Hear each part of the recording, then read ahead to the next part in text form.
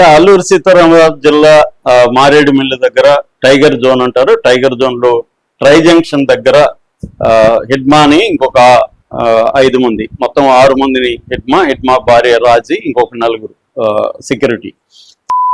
వార్త గుప్పమంది. దాని తర్వాత దాని మీద చాలా యాంగిల్స్ బయటకు వచ్చాయి.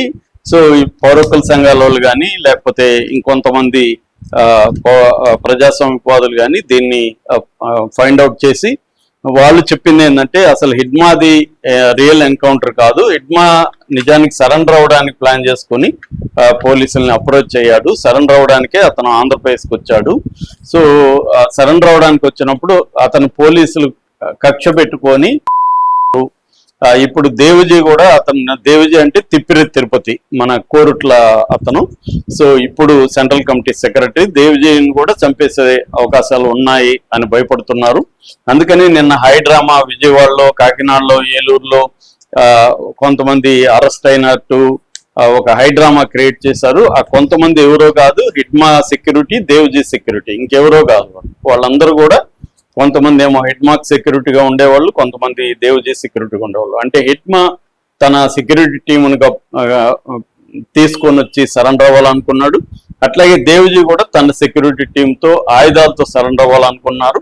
కానీ హిడ్మా మీద ఉండే పోలీసులకు ఉండే కోపంతో హిడ్మాని బతకనేయకూడదు, చంపి అతను సరెండర్ అయితే అతనికి డబ్బులు వస్తాయి, మనమే గౌరవించాల్సి వస్తుంది, అది మనం చేయకూడదు, హిడ్మాని చంపి దాంతో వాళ్ళు పట్టుకొని తీసుకెళ్లి ఎన్కౌంటర్ కట్టుగా తల్లి అతను ఒకడే చంపితే నమ్మరు కాబట్టి ఇంకొక 6 మందిని తీసుకెళ్లారు. మామూలుగా హిడ్మా 6 మందితోనో 5 మందితోనో ఉండే వ్యక్తి కాదు. కనీసం హిడ్మాతో చుట్టూ ఒక 30-40 మంది ఉంటారు, సెక్యూరిటీ ఉంటారు. అతనికి 3 అంచెల భద్రత ఉంది. ఈ 3 అంచెల భద్రతని దాటుకొని పోలీసులు ఇవ్వడమే కష్టం. ఒకవేళ వెళ్తే ఇంకా ఎక్కువ మంది చనిపోయే అవకాశం ఉంటుంది, ఇటువైపు అటువైపు కూడా. కానీ పోలీసుల వైపు ఒక చిన్న గాయం కూడా జరగలేదు అనేది ఆశ్చర్యం. ఎందుకంటే హిడ్మా కానీ హిడ్మా చుట్టూ ఉండే బ్యాచ్ కానీ మావోయిస్టులోనే అత్యంత ఎక్స్పర్ట్ అయి ఉంటారు వాళ్ళు. ఎందుకంటే వాళ్ళకి బ్రహ్మాండమైన మిలిటరీ ట్రైనింగ్ ఉంటుంది, మంచి వెపన్స్ ఉన్నాయి వాళ్ళ దగ్గర. అలాంటిది ఒక్క పోలీసు వాళ్ళకి కూడా ఒక గాయం కూడా ఎక్కడ కాలేదు. పైగా 1/2 అవర్ ఎన్కౌంటర్ జరిగిందంటున్నారు. ఎన్కౌంటర్ జరిగితే ఒక 30-40 మంది కనీసం హిడ్మా చుట్టూ ఉంటారు. వాళ్ళందరూ కూడా మెరికల్ లాంటి మావోయిస్టులు. హిడ్మా కూడా అనేక యాక్షన్స్ లో పాల్గొన్న చాలా సీజన్డ్ మిలిటరీ నాలెడ్జ్ ఉన్న వ్యక్తి. అలాంటి హిడ్మా ఒక్కరిని కూడా గాయపరచకుండా అతను చనిపోయాడు అనేది ఆశ్చర్యకరం.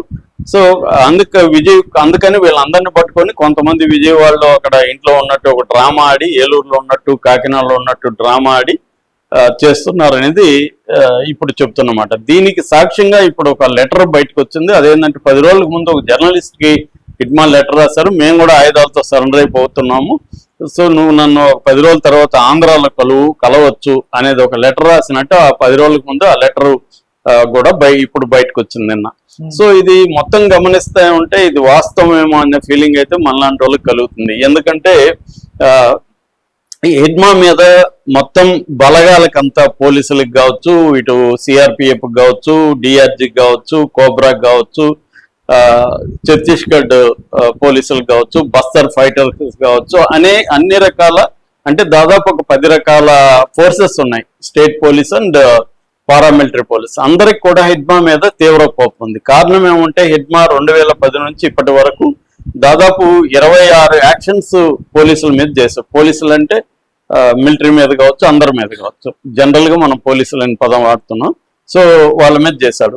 ముఖ్యంగా 2010లో దంతెవాడలో ఒక యాంబుష్ చేశాడు. మామూలుగా హిడ్మా ఏంటంటే ఆయన ప్రత్యేక స్టైలు,